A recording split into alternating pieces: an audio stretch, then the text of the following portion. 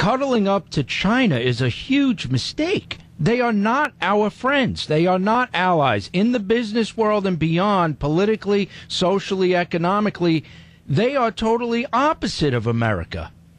Well, we're wondering then if some hardball is being played behind the scenes, and then there's just kind of the theatrics of going along to get along with China, and there are good buddies right now out there on a national stage for the public to see. But hopefully, behind the scenes there is some tough negotiations going on when it comes to the import-export imbalance that we have. And China is making some good points, though, guys. When they start talking about, hey, America, back off on you preaching to us that we need to readjust our currency and the value of our currency so that the import-export balance is a little bit fair, when essentially America is doing the same thing with our own currency when you look at what the Fed is doing to essentially devalue our dollar by priming the pump. We're printing more money, and we're throwing it into the system, and that eventually devalues the dollar and can lead to inflation. So China's looking at us saying, hey, you guys are doing the same thing that you're telling us not to do. And, certainly I think behind the scenes that causes some consternation. Well, I guess, if you were the president of the United States of America right now, okay, and you had a to-do list, okay, Yep. 1, 2, 3. What's number 1? What's number 2? What's number 3?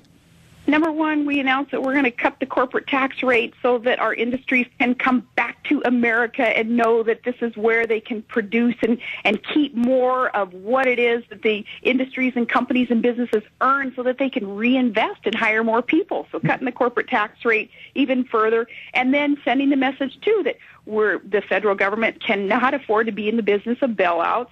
We're not going to be able to afford this Obamacare at this point, so we're going to have to repeal that and just replace it with some common sense reforms for health care.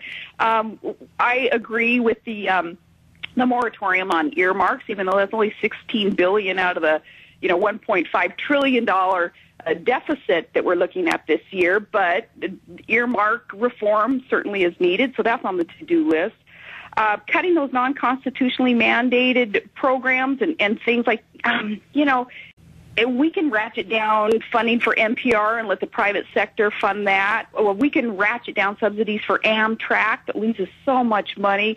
We can start opening up our lands for the energy independent steps that we need to take. There are so many things that we need to do. And then big picture stuff, guys, with the entitlement programs. We have got to reform the entitlement programs and certainly not adopt any new ones because we can't afford the ones that we have right now.